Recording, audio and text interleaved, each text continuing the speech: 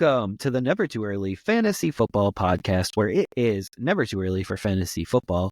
My name is Jeff. And I'm Alex. As always, thank you for downloading, listening, liking, and commenting on our podcast videos. Please join our community by subscribing to us on the socials. Our handle on all platforms is at N2E Fantasy. We're also available on all major podcasting apps by searching N2E Fantasy. Alex, what do we have on today's show? On this episode of the Never Too Early Fantasy Football Podcast, we are covering our recap of the Week 5 actions. We're going to go game by game, starting with Thursday night's matchup. Talk about anything of note, any news that happened as part of this matchup. Let's just get kick started here. Let's do the Bucks at the Atlanta Falcons. Who did we pick and who won this game? So we both picked Atlanta in this game, and Atlanta did win. It was probably pretty close to the game of the week. I have to think through the rest of the games, but this is the game that went to overtime. And in the first half, you could not shut down Baker or Cousins. So this was a quarterback duel. So my question for you in this game is Cousins a must-start quarterback going forward? Feels like a trick question. I wouldn't necessarily say must start. I think this was a decently favorable matchup with the banged up Buccaneers defense, and also Atlanta played at home. I think Kirk Cousins is right on the borderline of QB1, QB2 on a weekly basis, and it really depends on the matchup and who else you have. So I'd say he's strong contention to start, and he's definitely like a top 16 fantasy quarterback right now. So absolutely. 509 yards and 4 touchdowns. It does appear that the running backs in this game struggled a little bit. Are any of these running backs startable, or what are we doing with Bijan, Algier, White, and Irving right now? I feel like you got to start Bijan every week. I know it hasn't been great. The draft capital. He still had 3 catches. Still had 61 yards on the ground, averaged 5.1 yards per rush. They should have used him more, in my opinion. You can't give up on him yet. I think that there's still more to go. He's still talented. As far as the Buccaneers, I like Bucky Irving more for the totality of the season, but Rachaad White's not going to necessarily go away.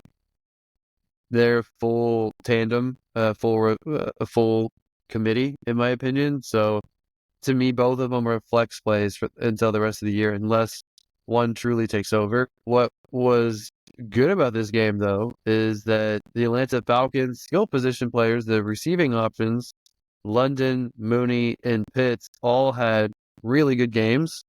All 3 were finally usable and usable at the same time. So obviously that's going to happen if Kirk Cousins throws 509 yards.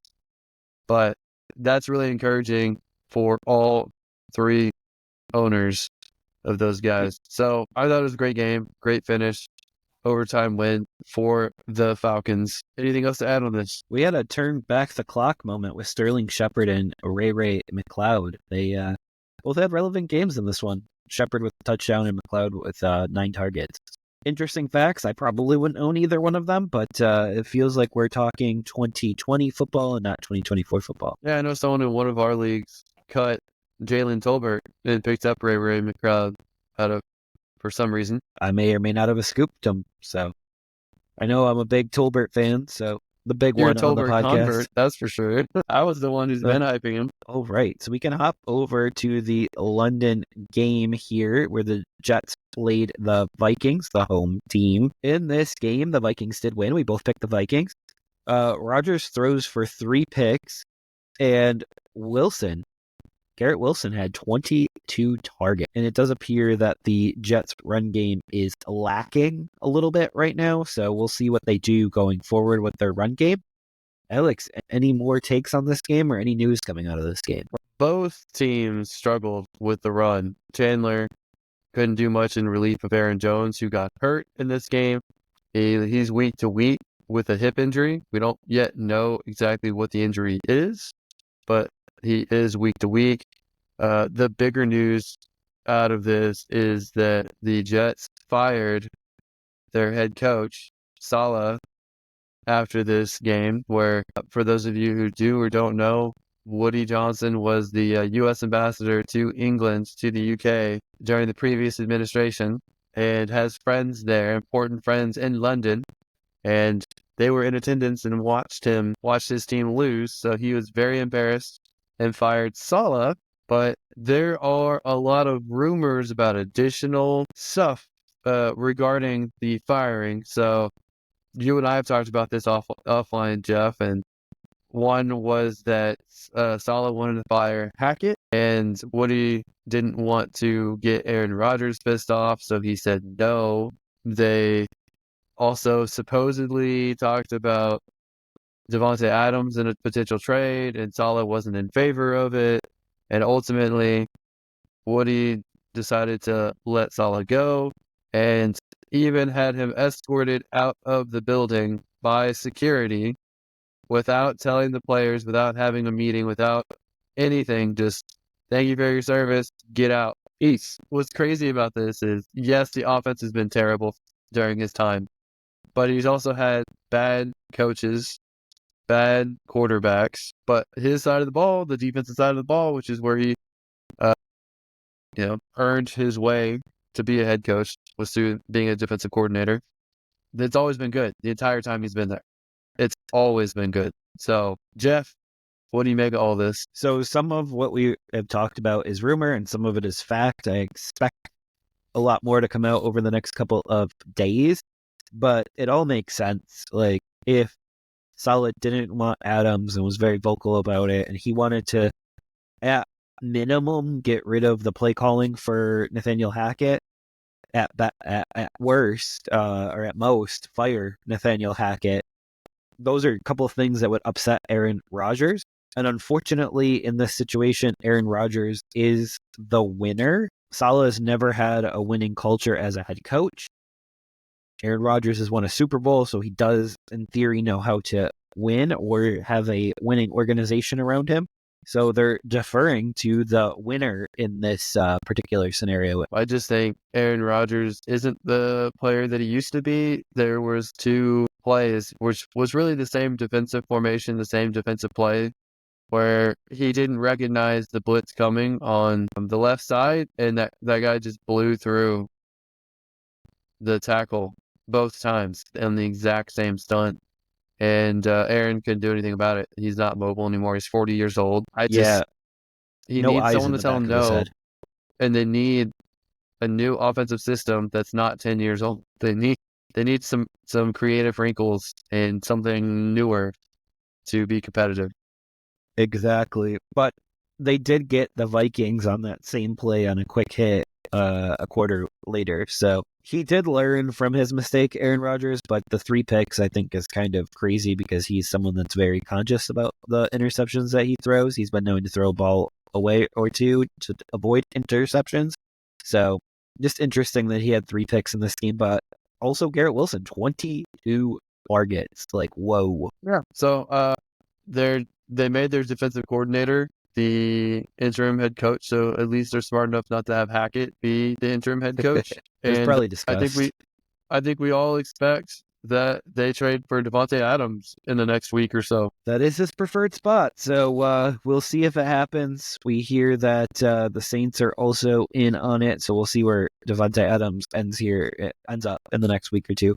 Either way, he's a really hard start for fantasy, and we'll get to the Raiders in a little bit. But he's going to have to learn a new playbook, new offensive system, chemistry with a quarterback who's not someone he's played with. He's not really like a plug-in play. It's almost like you want to see it before you put him back into your fantasy lineups, but you can't because you wasted a second-round pick on Devontae Adams. So that's my Adams rant of the day. Let's hop over to the Ravens and at the Bengals. This was a very high-scoring game here. We both went Bengals. I think the Bengals still should have won it. I think there's some questionable calls that kind of blocked the Bengals from getting the victory in a way, but Lamar Jackson and Burrow both looked on fire throughout most of this game. Just one pick between the two of them and 9 throwing touchdowns. So that's the kind of offensive game we want for fantasy. Lamar Jackson, 26 for 42, 348 yards in the air, 4 touchdowns, 0 interceptions. Joe Burrow, 30 for 39, 392 yards, 5 throwing touchdowns, 1 interception. Both of them looked great. Zay Flowers had a bounce back week, 7 receptions, 111 yards. Derrick Henry kind of salvaged his week in the second half. First half, he wasn't that great, but he got a touchdown and 92 yards on the ground. Rashad Bateman finally had an okay week, 58 yards and a touchdown. And Mark Andrews finally got something. Four receptions, 55 yards. Big plays on the other side, though, for the Bengals. Jamar Chase, 10 receptions, 193 yards, 2 touchdowns. Your boy T. Higgins, 9 receptions, 83 yards, but 2 touchdowns. So ball got spread out a little bit more for the Ravens, but the 2 main playmakers for the Bengals looked great. Jeff, do you think that this was the right outcome, or do you think the Bengals had this won and just barely lost it? So you had mentioned officiating, and I'm going to walk that back. They had a couple of opportunities to put this game away where Joe Burrow either threw that interception or they decided to run the ball 3 times at the Ravens and kick a super long field goal versus trying to get it closer to kick a more manageable field goal down the stretch there. So in a weird way, in overtime, they gave the Ravens a shot to win this game, and they kind of handed the game to them on a platter. I can't help but think that if the Bengals invested in their defense a little bit more, that they could have won this game. It's And bad. I think that earlier on in the game, if they ran the ball a little bit more, they could have won this game. I agree with you that in overtime, the way that they handled their drives wasn't great, and they should have passed more in that regard. I'd much rather put the ball in Jamar And my Chase's 50 million. hands than in the run game in overtime because I want the win. What about the $50 But million quarterback, though? I would rather have it in the $50 million quarterback's hands than keep handing off to Chase Brown. yeah, in crunch time. And the Yeah. rest of the game, you want to run out the clock and dominate possession, all that kind of stuff. But That's man, on the the coach, Ravens, I don't though. know what it is. I don't know what it is about the Ravens and using multiple tight ends and Mark Andrews just not getting really points for all these people. But He got the most I'm glad targets. I'm glad I have 0 shares of Mark Andrews the way that it's been going. Charlie Kohler, 64 yards and a touchdown. Out of all players on the Ravens, He was it's wide open. ridiculous. That's what mean, happens. that's true, but at the same time, how are you not getting more of your playmakers open? How are you not? Isaiah Likely at least had 2 touchdowns, but no yardage. No. But I think in a perfect world, they want to use Andrews and Likely the most out of that group. But I'm not sure Andrews is 100% though from that accident. I'll keep bringing this up in the offseason. So I do think he's getting stronger and stronger by the week. 5 targets, led the team in tight end targets. So there's something to build on there if you believe in Mark Andrews still. But shout out to Justin Tucker for getting his first 50-something yard field goal in He struggled. a year and a half, I feel like. Yeah, he struggled to begin this year. There's been a few kickers that have, actually. But Zach Moss got hurt, so this is something to monitor. If he's out, then this is Chase Brown's job, and that's a pretty big deal. So we will see. Is it yet time for Joe Burrow to go back to his natural haircut? That's I the think only he thing played. holding him back. Yeah, he played good enough to win. He's got to play perfect though with that defense, and that one interception was the one thing that made him not be perfect. That's crazy. I want to say he's been one of the better statistic quarterbacks 5 weeks in on like almost every level, and they're 1-4. Absolutely, we'll see if they could beat the Giants next week. But Alex, this is a game that you paid very, very close attention to. I'll let you break it down for us, but it was the Bills at the Texans. I picked the Bills and was wrong, and you picked the Texans and you were right. What did you notice? I thought the Texans dominated the first half. They finished it 17-3 in the first half, and then won the game close because the Bills came soaring back in the third quarter. Nico Collins got that long touchdown and aggravated his hamstring, which he already hurt 2 weeks before that. So he was out for the second half, which was unfortunate. But I thought Stephon Diggs would have almost twice the amount of targets that he had. He only had 8 targets, got 6 catches, 82 yards, 0 touchdowns. So I thought he would be more of a factor in a revenge game. Tank Dell didn't look that great in this game, but he just came back from an injury. The Texans' ground game issues have been resolved. I know that Cam Akers seems efficient on the stat sheet, but when you're watching it, they're not really effective. I don't know what it is about this offensive coordinator or the offensive line or what it is, but the Texans struggle to run the ball. And Joe Mixon can't fix everything. Joe Mixon's been out. Maybe when he comes back, it'll look better, but he can't fix this. He can't fix the run game for the Texans. He can only disguise it. I think the Texans are pretty limited in that regard. I thought that they were the better team, and I think that they deserved the win. Man, the Bills, they seemed like they were going to take this game until Josh Allen, late in this game, bounced his head on the ground. He's being tackled low, fell over. His head hit so hard that he bounced back up and he hit the turf again. Looked like he was out for a few seconds. A teammate erroneously rolled him over. You never want to touch someone who looked like they had a head injury unless you're a trained medical professional. Rolled him over. He looked dazed. They took him over to the sideline, popped into the blue tent for about 10 seconds. Then he was back out. Handed him a little, what is it called? The Smelling salt? smelling salt. Like To literally wake what him you're up, doing. which you don't give that to someone willy-nilly, like especially not an athlete, not on TV. You don't give someone a smelling salt to just jolt them awake if they were just a little bit drowsy. You give it to somebody who was knocked out to wake them out of being unconscious or completely out of it. So to me, I'm no doctor or medical professional, but to me, I saw him get knocked out, rush through a concussion protocol. He missed one offensive snap. Texans had a very short series where they turned the ball back over to the Bills, and he was already back out on the field, had 3 incompletions that looked a little erratic, and they lost the game.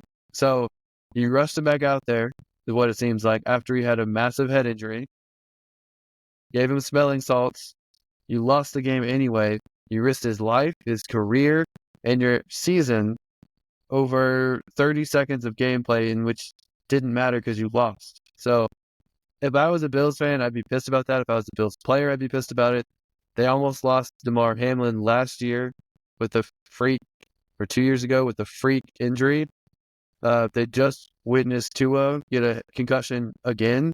You would think that they would take this more seriously. Jeff, I know you feel the 100% opposite of that. So why don't you break down your side of this as well as other fantasy takes here? I do feel very differently on this because he was seen by a independent doctor that had to clear him, not a Buffalo Bills doctor, nothing like that. If they were trying any funny business, don't you think it would have happened in the blue tent? The smelling salt is not just used for head injuries. It is used for adrenaline and just getting pumped back up into the game. So here, first of all, we don't even know if Josh Allen used the smelling salt. We just see the guy holding it out. There's a video of Josh Allen running right by him. So we don't even know if he used it, first of all.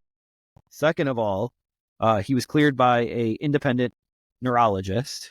So we're sitting here picking apart a doctor that went to school probably for 8, 10, 12 years and put his reputation on the line here. And the Bills were perfectly fine to trot out Mitch Trubisky. Like they did it. They've done it before too, when Josh Allen actually was hurt. So I believe everything here was followed correctly. He did not fail a concussion test the day of or the day after. So they did run him through the test again, and he is not in concussion protocol right now. So it's not like symptoms cropped up a few days later. No, he's completely free and clear of it. So 2 things. The concussion symptoms are always worse around the impact. So like the time frame immediately following the impact is when it's the worst. And second, if they did do any funny business, they're sure as hell not going to admit it later on by saying he's in concussion protocol. So we may never know until he exhibits signs at some point after another hit. I don't know.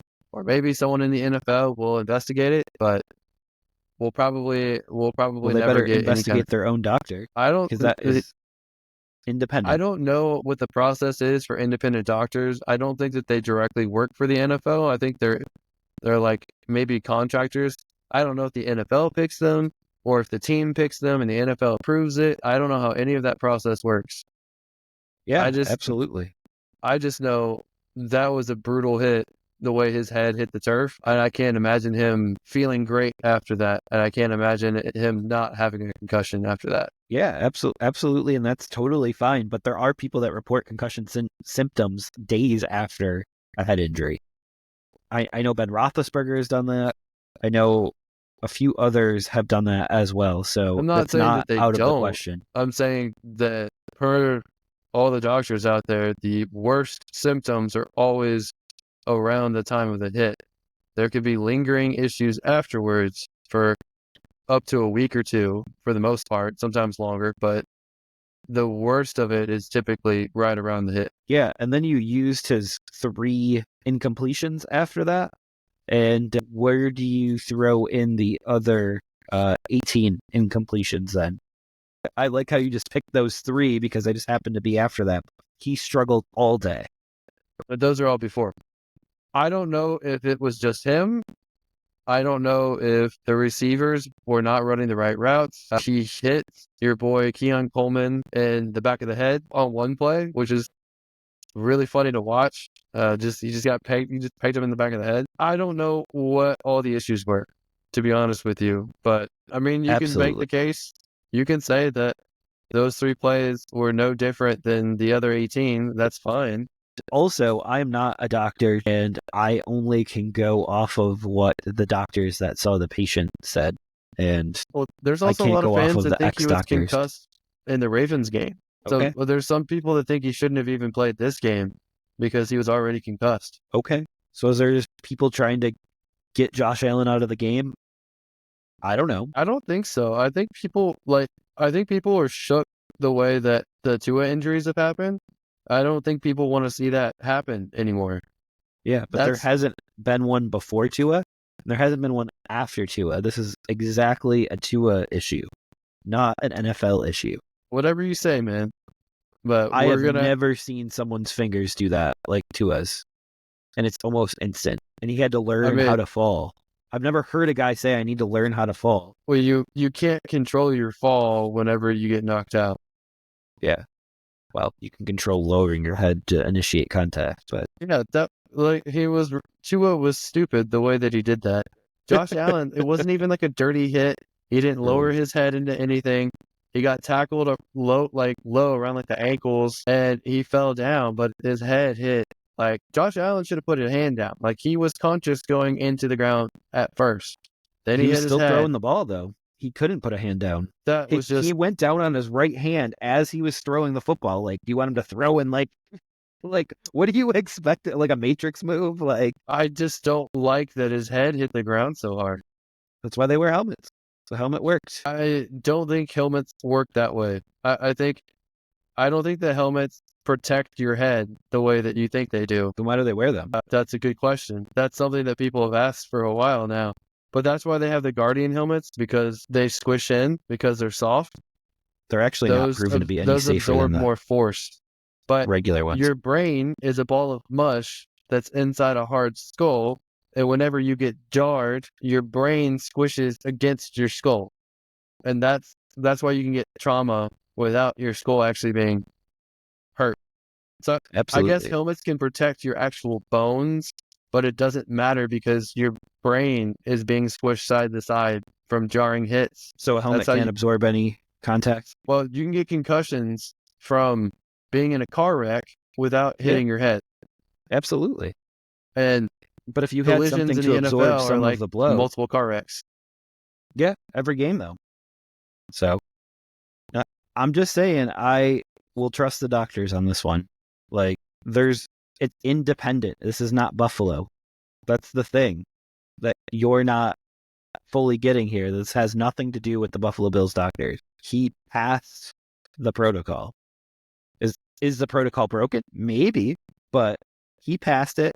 He was in the tent way more than 10 seconds. We have the tweets to show it. It was over 8 minutes. It was 9 minutes that he was in the Blue Medical tent. Yeah, he went in to check his ankle and then subsequently They're like, oh, we should probably check you for a potential concussion. Josh Allen himself in the post-game interview, when they asked him about it, said he went in to check his ankle. And while he was in there, they also checked him for a concussion. Yeah. So that's good. How is that not good? I just don't believe it. I don't believe it for 1 second. Okay. So what facts do you have not to believe it? I guess is the I saw him get rocked by hitting his head on the ground, and then he came back in. I just can't believe that he was okay enough to play. he was okay enough to play. He passed. He said All he right, passed. whatever you Do you say. not believe him? No, I don't believe him at all. I think Okay. players will do anything they can to get back. Tua would have gone back on the field if they didn't drag him away to the locker room. Yeah, that's what they do. So They you drag would let him. Tua back in if Tua said, No. "Hey, I want to go back in." No, if he passed it, then he should have went back in. That's not how brain injuries work. It's the concussion protocol. It's very flimsy because they don't have enough time to scan your brain. And some people can pass it despite having traumatic brain damage. I don't like anything about how the NFL handles this. So you're just going to get a bunch of Skylar Thompson and Tyler Huntley games then. So Well, I think every team congratulations. should have 3 quarterbacks on their active roster at all times. They think past quarterback 40. It doesn't matter if they're filling in for part of a game. We're going on 4 weeks now of Skylar Thompson and Tyler Huntley. And you wanted him to miss the Texans game because of a potential concussion in the Ravens game. I didn't say that he had one. I said people were already talking that he did have one. Exactly. I mean, I'm just saying, like, you would have had him sit that game. I didn't see the concussion in the Ravens game. I saw the concussion happen in the Texans game, and it looked bad. Well, we're not going to solve this on the podcast, and I don't really even love to go down this on the podcast because I am not a medical professional, as I said, but I just have to trust the medical professionals because they did go to school for this, and I did not. All right, let's talk about your Panthers playing at the Bears, the battle of the first overall pick teams over the last 2 years. Jeff, how did it go? It did not go great. The Carolina Panthers lost this game. I picked Carolina, you picked Chicago. And it looked really good in the beginning because Hubbard did run for a very long touchdown. He's still an RB1 right now. Do you believe that he'll be an RB1 when Jonathan Brooks makes his NFL debut? No, but I think that he'll be an RB2, and I think Brooks will take a little bit to get going. So I think that he'll maintain startability for maybe even the rest of the year at this point. I don't know. So Jonathan Brooks might actually get like a redshirt season here, which is totally fine. He's coming back off the ACL injury, so this isn't the worst scenario for him to walk into. But Caleb Williams not getting a redshirt year, and this was his best game as a pro by far. And yeah, how do you believe the rookie has done, and especially in comparison to the other rookies that are starting? He's not done as good as Jaden Daniels, but this was a really good week for him. This was probably his best week of the year, 5 weeks in. 0 interceptions, 0 fumbles, 20 for 29, 304 yards and 2 touchdowns. Swift even had a good game, 73 yards and a touchdown, granted on 21 rushes, but DJ Moore getting a revenge game against the Panthers, 105 yards and 2 touchdowns. I just thought the Bears were the better team on every level in this matchup. They showed that they still have a really good defense. And Caleb, this was a better game than I expected for him at this point in the year. Carolina, despite looking better with Andy Dalton at the helm, still looks like they're a long way from competing. I'm disappointed in Deontay Johnson's week this week. I expected at least a usable week for him, and this was not it. Yeah, definitely not. What do you think of the Bears running back pecking order now? Khalil Herbert is just completely off the map now. I think that they need to even out between Swift and Roschon Johnson, but it makes sense that Roschon is their goal line back. He's really the only back that they have that has any modicum of power, but I'm glad that Swift is looking better at this point. Khalil Herbert he's like an above average running back, but there's just something about him that's not working for Chicago. He's like a distant third or fourth option for them now. Either that or they're making sure he's healthy in case they want to trade him or one of the other guys gets hurt. Yeah, I think that's looking more and more likely at this point. And Carolina has to be in the number 1 overall pick discussion. I know you did a mock draft offline, very rough first copy of it, and I believe you had Carolina in the top 5 picks. So sounds about right now. Great. So we can. Anything else to add to the Chicago Carolina game other than you got it right and I got it wrong? My first Carolina wrong pick not of the much. year. Oh, great. We have the Browns at the Commanders next up. Alex, who won this game and who did we pick? Washington won this game, and we both picked them. We both got this right. Browns are just a brown mess, if you will. Washington looked really good. This might be one of Washington's last weeks against an easy opponent, though. But it was a week Terry McLaurin did really well, 112 receiving yards off of just 4 receptions. Eckler had a decent week with 67 yards on the ground, and he also got 30 yards receiving. No touchdowns for him. Dynamite Brown got a 41-yard touchdown, so that was interesting here. Brian Robinson Jr., not much yardage, but 2 touchdowns. Washington continues to put up a lot of points. Browns, they just can't seem to get going. I think, if I remember correctly, Watson and Cooper have the largest number of disconnected passes. I think it's like 20-something misses between Watson and Amari Cooper. That's unacceptable. You want to get your star or best wide receiver the ball accurately and get things moving. Jerry Jeudy has done nothing since like the first couple weeks. Njoku didn't do much this week either. So I know you love Deshaun Watson, but he looked awful in this game against probably one of the worst defenses in the league. Are you still riding the Watson train? Are you willing to have him benched now? Like, what do you think? No, I still don't think he has a run game yet. So we would need a sustained run game in order to bench him, in my opinion. And I think they're going to get that really soon. And I think that will correct a lot of the woes that are going on right now. We'll see. I already think it's time to bring out Winston, in my opinion. I think You it's said been that in the time. preseason. I know, and they should have done it. They would have multiple wins now. Instead, they're wouldn't have won this probably game. not going to win another game the whole rest of the year the way it's going. The Commanders are just they're too much of a powerhouse right now. They're, So, as you would put it, a hot team right now. But they play Baltimore next. Carolina they can potentially beat, or Carolina can have a nice bounce back game. Potentially beat. Well, I mean, in my head, I still compare Washington to Carolina on a talent level. Okay.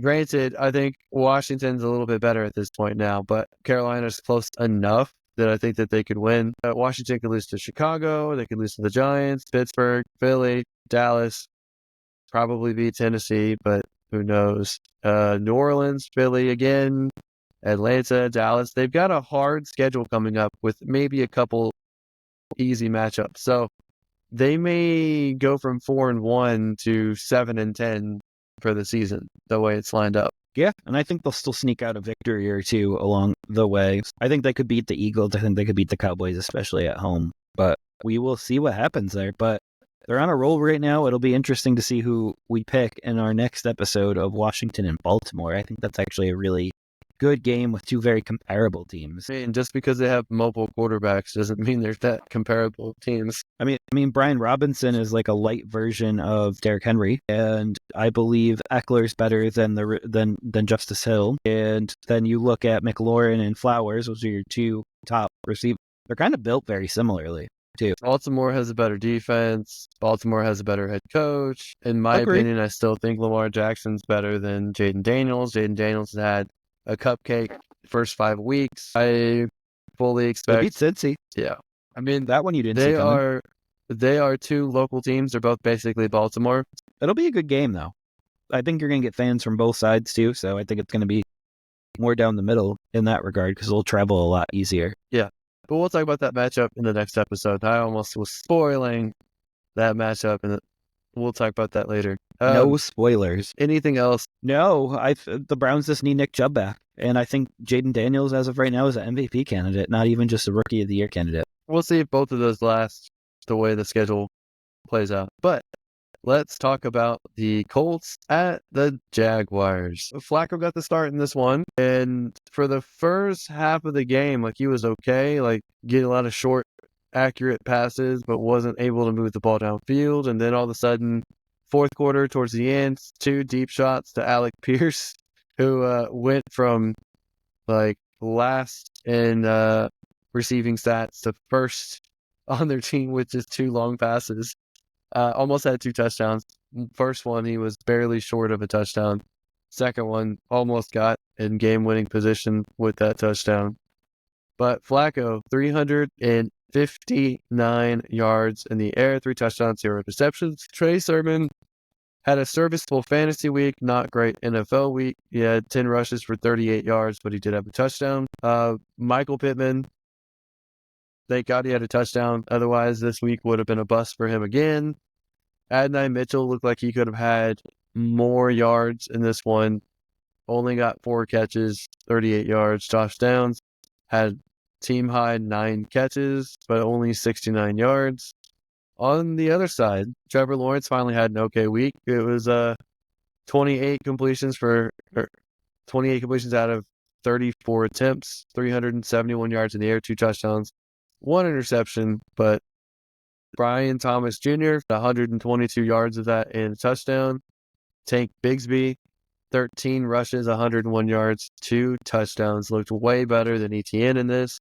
I don't know what's going on with ETN at this point, but Christian Kirk had 4 receptions for 88 yards in this matchup as well. So, multiple big plays for Jacksonville. They ended up winning it by a field goal. Jeff, what's going on with ETN? What do you think about this matchup? So I just think Bixby is the hot player right now. And I obviously think they have 2 great young players, and that's Bixby and Thomas. I think Thomas is the number 1 wide receiver in Jacksonville right now. But the Colts did put up 447 yards with Flacco and without Jonathan Taylor. So that's a pretty big deal and a pretty big feat. It did cause Shane Steichen to answer questions this week about who is the starting quarterback going forward. And it is going to be Anthony Richardson as long as he's healthy. But I did tell you before this game that Anthony Richardson, even if he did log full practices, they may try to keep him out, try to sneak a win in this game. And that didn't work out according to plan. But it does seem like Richardson will be returning as early as this week. But I picked Jacksonville and you picked Indy, so I will take a victory lap on this one. I know you were rooting against Jacksonville, hoping they would fire their coach and have to start over.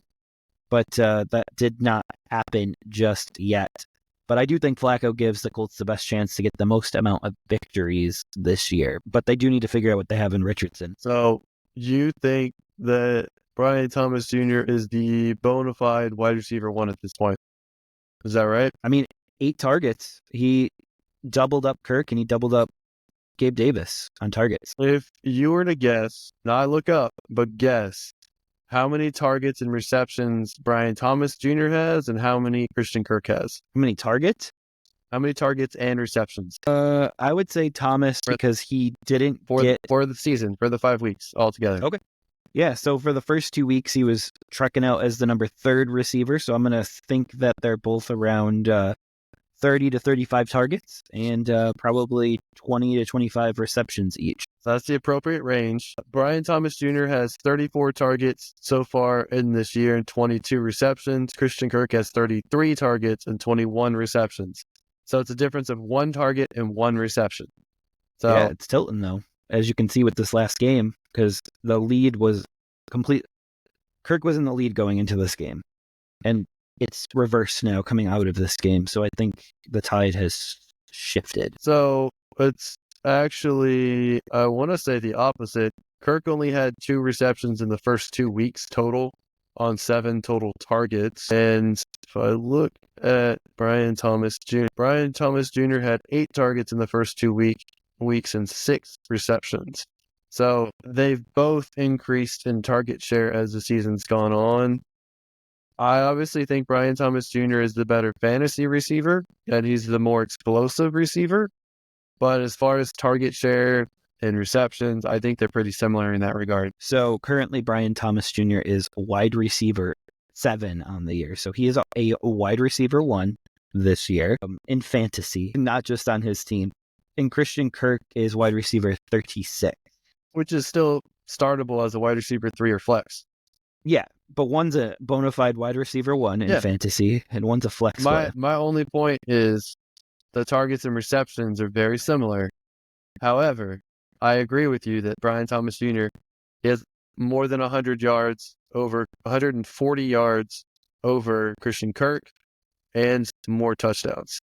He's the more explosive player at this point. Right. But we're going to see how that gets shaken up when Evan Ingram returns to the lineup this upcoming week. That could be the shakeup that we didn't see coming. Yep. Jaguars are 1-4 at this point. Almost lost 5 in a row. They were the only team that potentially was going to be undefeated.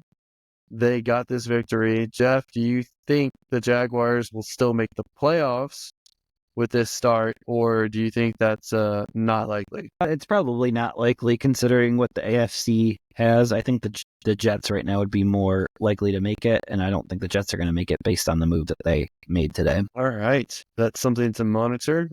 You got this one right. I got it wrong. I picked Indy. It was very close either way, so that was an interesting matchup. All right, let's move on to the Dolphins at the Patriots. Jeff, why don't you break this one down? So in this one, I picked the Patriots, you picked Miami, and Miami did win, and New England did lose. So you picked up a victory on me on this one here.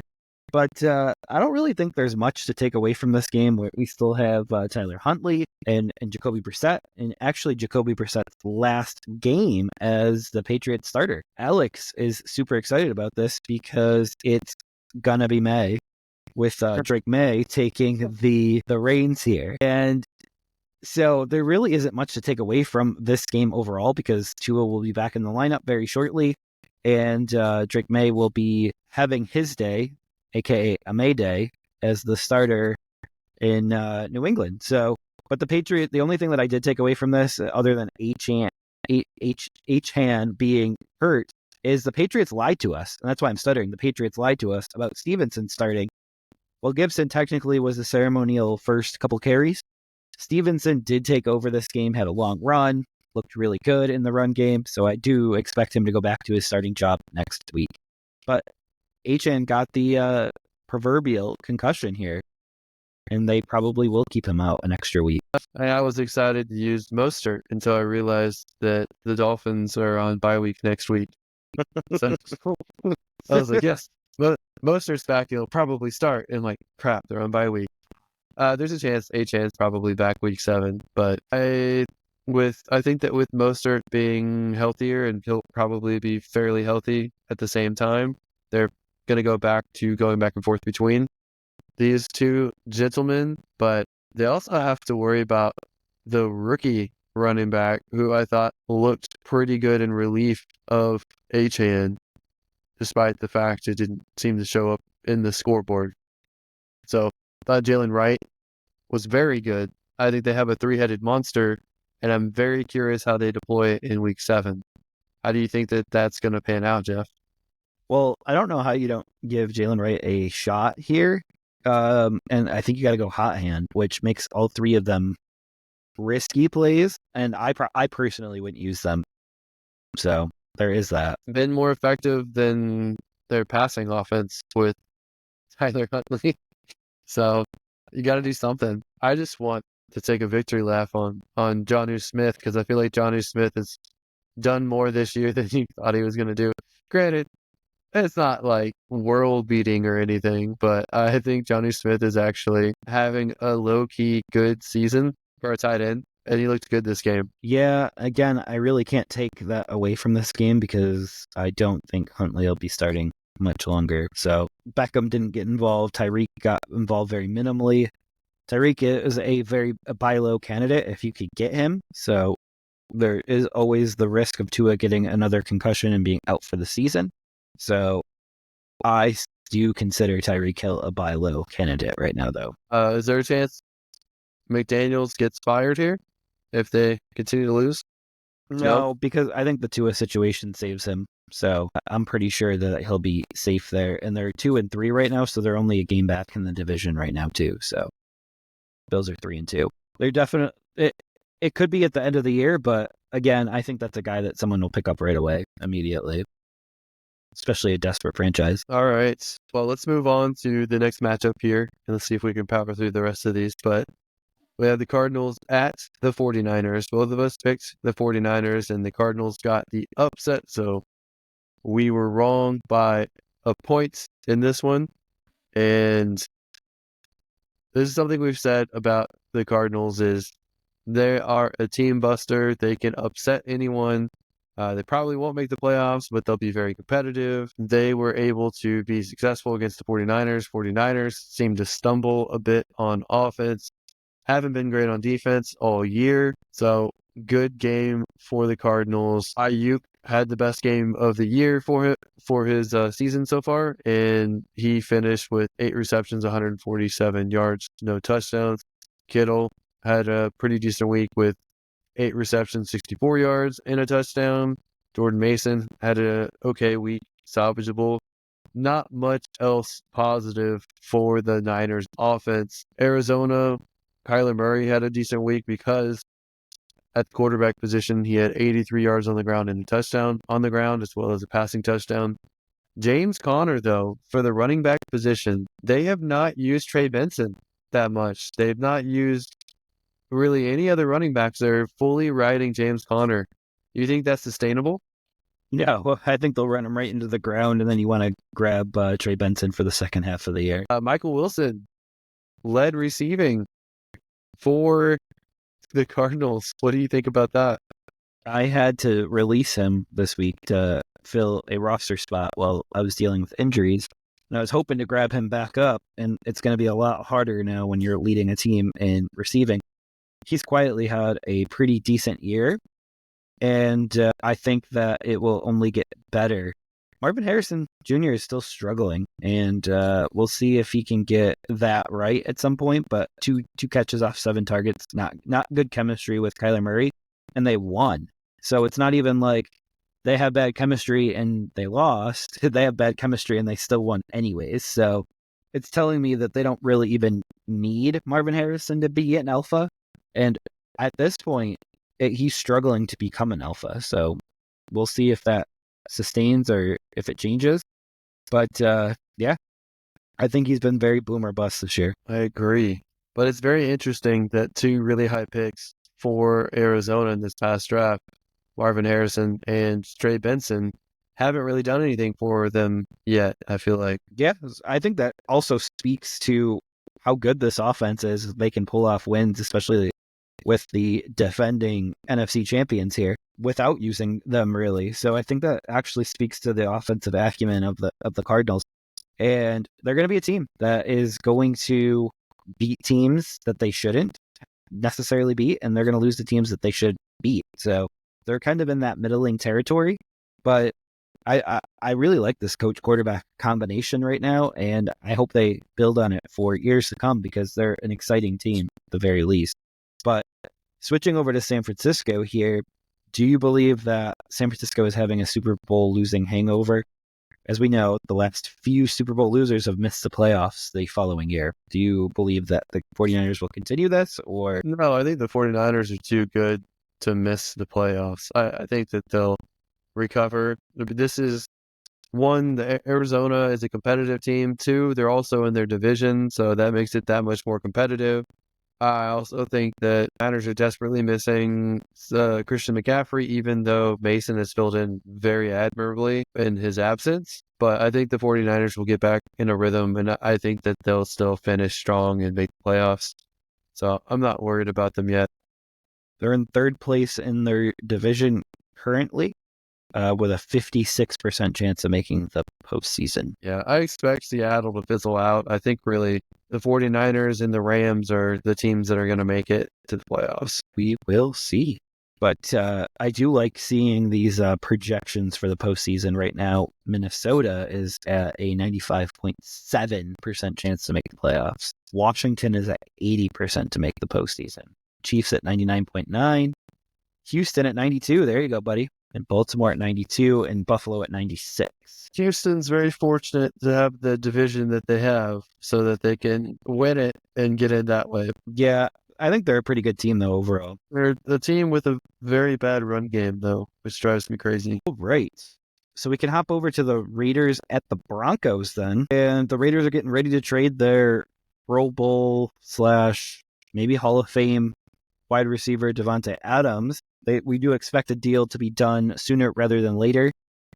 But Madison was supposed to be the starter entering this game, and he was. But he didn't do any better than Zamir White in this game. They got bottled up a lot. Amir Abdullah looked like the better running back in this game. But what I noticed in this, and you picked Denver, you won. I picked Vegas, and they lost. What I noticed in this game, though, is Denver's defense is proving to actually be a top defense in the NFL. So that's kind of a surprise for me. I did not see that coming. But anything to add to this game here? The Raiders' best defensive player, Wilkins, got hurt in this. He hurt his foot, and now he's on IR. So this Raiders defense is going to be middling at best for the rest of the year. I don't expect the Raiders' rushing attack to improve very much at all. So it's going to be pretty one-dimensional. So Raiders are falling down my board in the power rankings for the rest of the year, regardless of who starts at quarterback. Broncos, on the other hand, are ascending. Javonte Williams finally had a good game. He had over 111 yards between rushing and receiving. No touchdowns, though. He was by far the bright spot behind Bo Nix for the Broncos. Bo Nix, who went 19 of 27 for 2 touchdowns, 0 interceptions, 0 turnovers. A touchdown on the ground. So I think Bo Nix is getting better and better. I think career-wise, he could have a better career than Jaden Daniels or than Caleb Williams, although those two are having a very good fantasy season and real season right now with better talent surrounding them on offense. Do you think there's better talent around Jaden Daniels than Bo Nix? Yes. Are you kidding me? Okay. Terry McLaurin, Cortland Sutton, Brian Robinson Jr., Javonte Williams. Okay. And then you have McLaughlin, which is basically an Eckler. No, they're not on the same. No. McLaughlin is young and he's very fast, but he has not proven it like Eckler has proven it. And Eckler is still consistent whenever he's out there. Like, I don't understand the comparison there until Jaleel does something more. I don't think Javonte Williams is as good as Brian Robinson Jr. either. If you want to talk about their offensive lines, and that's something, but I think there was way too much hype around Bo Nix coming into this draft, and there was even more hype around Sean Payton falling in love with him, and everyone knew that pick. I think Jaden Daniels had the most preseason hype of any quarterback. So you knew where he was going before draft orders were done? Once the draft order was done, everyone knew he was going to the Commanders, and everyone was saying he was probably going to have the best rookie year of all the quarterbacks. Except for you, sir, who did not pick him to be the rookie of the year. Yeah, well, it's 5 weeks in. We'll see if that continues for him. I believe you picked Ladd McConkey. Which is the number 1 wide receiver for the Los Angeles Chargers right now. And I expect that to be the same for the rest of the year. I expect him to get more numbers. Absolutely. I'm sure there's some girls in the stands that'll give him a few digits. That look of disdain is priceless. But I dare I say that Ladd McConkey and Quentin Johnston are actually very close in the fantasy numbers. So it'll be interesting to see where that shakes out at the end of the year. But they're 49 and 51 right now in fantasy. Quentin Johnston's ahead, by the way. I think Ladd McConkey is ascending and Quentin Johnston's dropping back down. He had 2 nice weeks, and that's all he gets for the rest of the year. 2 out of 4. Fitty. All right. So, Alex, we can both agree on this game. We both got this one right. Both picked Green Bay. Packers at the Rams. Packers did win. It does appear that Jordan Love is ramping back up after hurting his knee in week 1. But I know you saw this, or at least had to see the highlights of this. Jaden Reed's catch in triple coverage was ridiculous. It's the stuff that stars are made of. And please tell me you saw that play this past week. Are you talking about early in the first quarter? Yeah. Yeah, I saw it. That's what And then stars are made of. then you texted me like 3 minutes later. I'm like, why is he late to texting me this? I'm sure he would have done it right when it happened. I'm busy packing up a house, sir. We gotta move. So I'm sorry I had to get at you in between packing boxes there.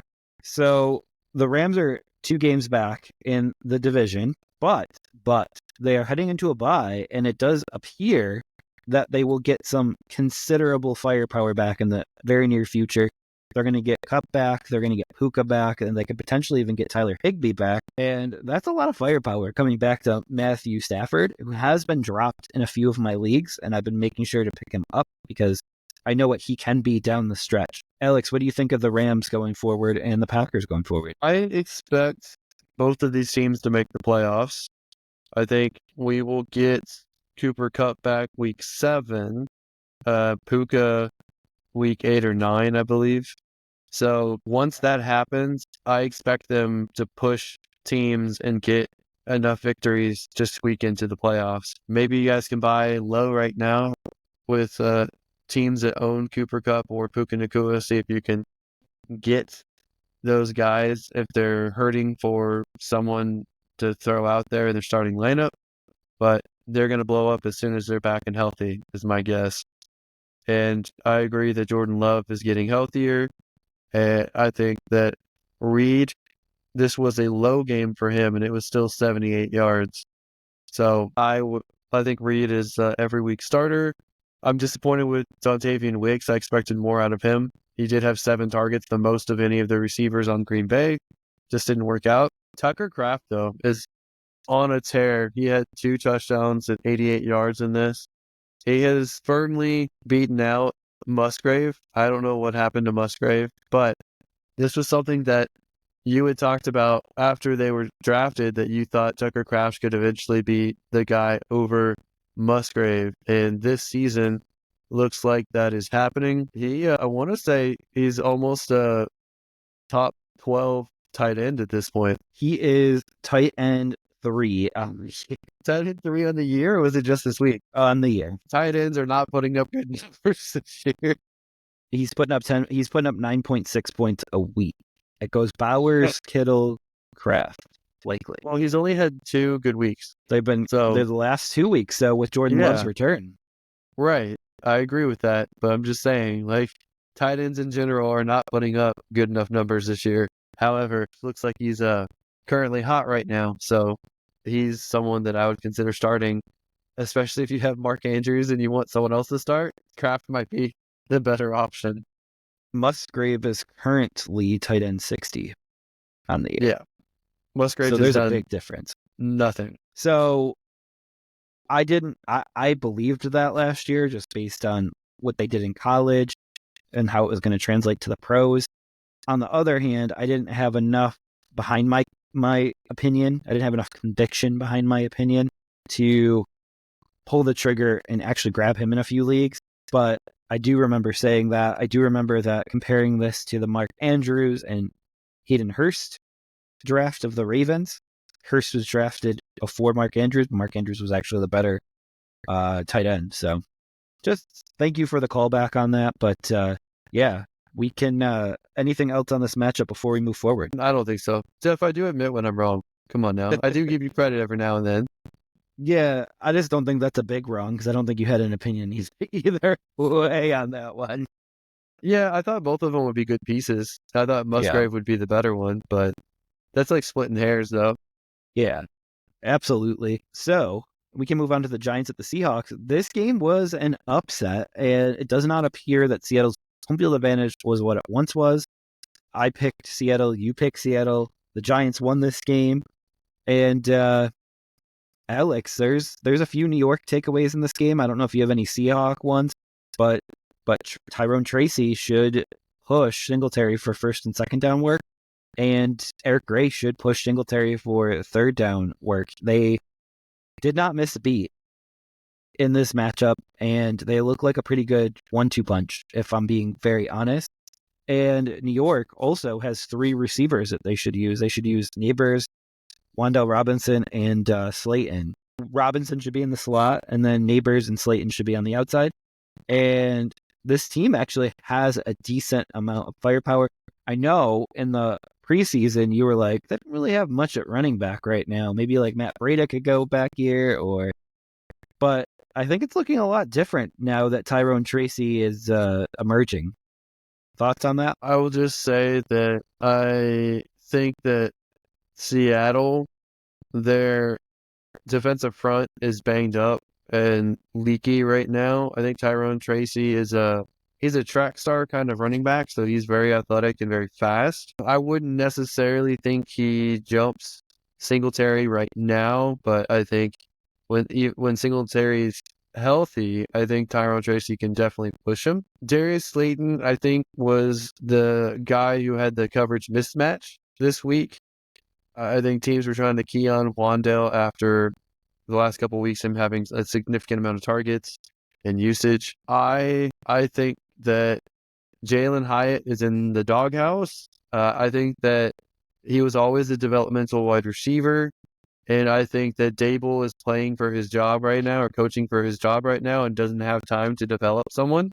He needs people to win right now. So Hyatt's not getting any touches. I think he's running routes, but he's not getting any targets. He's not being featured. He's someone that cannot be rostered in redraft leagues right now, only in deep dynasties. I know sometimes it takes years for players to break out. I don't think that it's going to happen for him this year unless he gets traded to a new team. I still am not a big fan of Gray. I think Tyrone Tracy and Singletary are going to be co-starters going forward. Some people think that the Giants are better. This shows the Giants are better than their record. I think this is more of an aberration. I don't expect the Giants to really push for playoffs or anything like that. I do think that they will, like the Cardinals, I do think they will upset teams and be competitive, but I would think that they don't win enough games and Dable eventually gets fired, is my guess. On the Seahawks side, they got nothing going on the ground game other than Geno Smith himself running the ball, and DK Metcalf had a quiet week. I don't really think that this was good enough for the Seahawks. They had the nice 3 wins at the beginning of the season, but I think that they are going to fall out of playoff contention at some point. I don't think that they are the real deal right now. They have a pretty easy schedule, and I think their offense has a lot of firepower, so we'll see what happens there.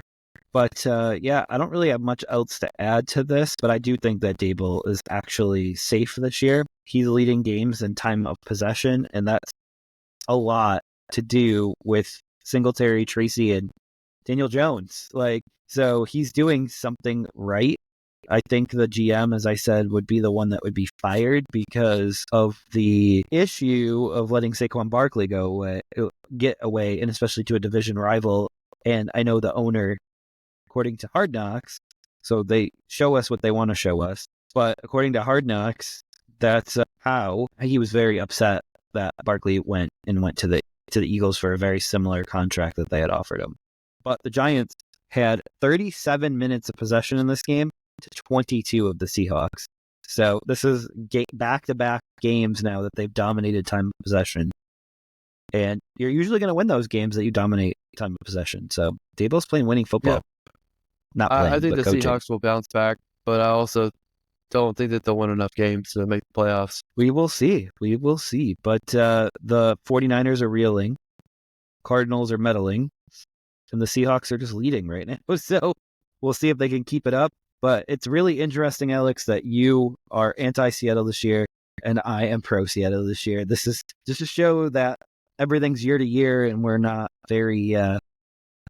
hung up on our previous opinions of previous years. So I think the Seattle Seahawks are a 9-8 team. That's what I think. I don't hate them. I don't love them. I think they're fairly good, just not quite good enough yet. Right. So, anything else to add on this before we go to the 2 primetime games? Nope. Let's move on to the last 2 games of the week.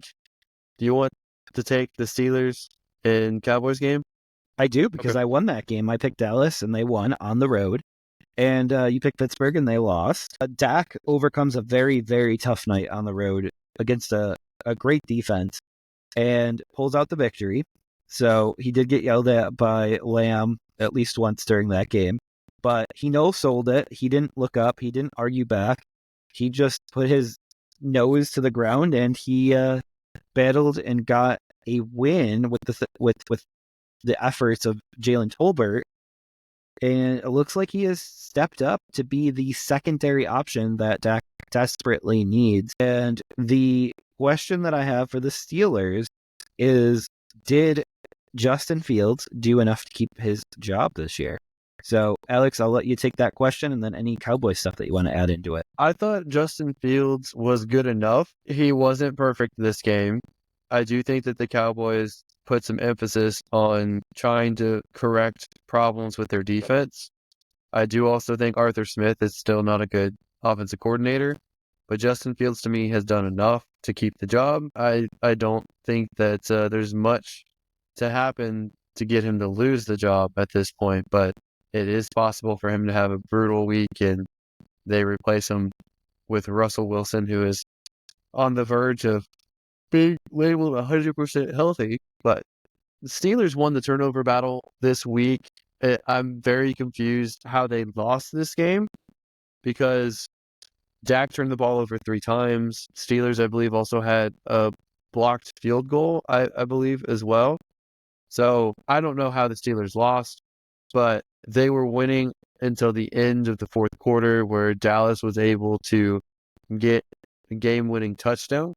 And Dak threw a very nice pass to a Jalen Tolbert who earlier on the drive got hit in the nuts, but he had a really ballsy catch. Really showed some cojones on that big play. So I have to say that he's becoming one of my favorite Cowboys players, and I think that he's the wide receiver 2 on that team, especially with Brandon Cooks out the rest of the year. But Rico Dottle finally had the big week. 20 rushes for 87 yards, 2 receptions for 27 yards, and a receiving touchdown. So could we see Dottle actually being startable as a running back 1 or running back 2? What do you think? Yeah, I got him more as a running back too, but yeah, he's definitely startable going forward. And we had no clue how this backfield would pan out, and it finally panned out to Dowdle. But I don't think that he's necessarily running better than Zeke right now, but he's getting more opportunity than Zeke, and we always know that follow the carries, chase volume. All right. Anything else on this matchup? No, we can hop over to the Monday night game, which I'll let you cover because you might have won that one. Monday night Saints at Chiefs. I picked Kansas City. You picked New Orleans. Kansas City got the victory. Also in this game, Derek Carr did something to his oblique. I don't know if it's a strain, tear, whatever, but it looks like he's going to miss multiple weeks now. And Olave looks like a complete bust at this point. Do you think Olave was worth his draft spot? Do you think he's going to bounce back?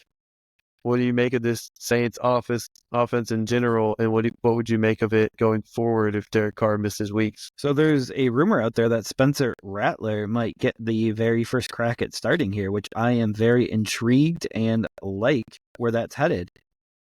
But yeah, once Carr was out, the game was pretty much over. I don't really have much to add to that, and obviously Rattler wasn't a so Rattler was a healthy scratch, I believe, or the 3rd emergency quarterback in this one. So that's what I see there. But on the other side, Kareem Hunt looks rejuvenated a little bit and looks great with Kansas City. So he looks like he's firmly the running back 1 with Pacheco out. And Juju Smith-Schuster 130 yards receiving off 7 receptions. It's very interesting to me that these are guys who were on the team like a year or two ago and come back and they're performing at a high level, filling in for 2 injured young starters. So, do you think they're going to keep this up for the Chiefs? Perhaps. This was their best offensive performance of the year, which is crazy, but I like it. And man, you going to put in a waiver claim this week for Juju? I might. I don't know. Maybe I'll drop Hyatt. I think if you won Juju in a bid, I would probably retire from fantasy football because it's so funny and ironic and everything that you've said about Juju. It only works for the Chiefs, I feel like. Oh, you mean Cam and who was throwing him the ball in New England? Forget his name already. Zappy, Mac Jones. So there was Zappy and Mac Jones, yep. So if I pick up Juju and Kansas City gets a 3-peat, we're both done with football forever, huh? We're retired. Nice knowing everybody. Bye. I'm becoming increasingly more resigned that Kansas City probably could get that 3-peat. They will. It makes me sad inside. Why? They're good. Someone's got to be better. Yeah, but there's so many teams that haven't won a Super Bowl, like Bills, Texans, Vikings. I want one of them to potentially win. So imagine you're Alex. So just imagine that for 1 second. I am Alex, so I don't have to imagine it. You had a job, so imagine that too. But imagine that you competed with other branches of your job and you won a trip every year because you guys came in first place every year. Would you say, oh my God, we don't need this trip this year. Like, let's let the number 2 team get first place here. I used to win. I used to be in competition for service champion, and it used to come with gift cards and potential additional prizes and stuff like that. But they had rules where you couldn't win the prize successively, and it wouldn't go to your department successively, which at the time ticked me off, but that's just how they do. That's what they do. Now, when it comes to football, I don't want a team that doesn't deserve it to win. I'm rooting for a team that hasn't won to win, but I'm not trying to force it to happen. I want it to happen naturally. You got to be better run than the Chiefs, though. And I don't think anyone is right now. Well, according to that survey last year, the Chiefs are horribly run when it comes to the stadium and the ownership, but everything else is great. They might have one of, if not the best coach of all time. Yeah. I don't think he gets enough accolades, to be honest. And I'm being serious right now with Andy Reid. He successfully and in succession built 2 franchises up and sustained them for over a decade. So I bet all Philly fans are probably would take Andy Reid back in a heartbeat now. Yeah, over Sirianni. Yep, absolutely. But I think that's it for our matchups for the week. All right. That does it for this episode of the Never Too Early Fantasy Football Podcast. Thank you all for downloading and listening to this episode. And please don't forget to like and subscribe. Please leave us a comment and share the show. Every little bit helps. You can find us on all podcasting apps by searching N2E Fantasy with our handle at N2E Fantasy on all social media platforms. Please join our community and give us a follow. Until next time, take care of yourselves and remember, it's truly never too early for fantasy football. Thank you again. Bye, everybody.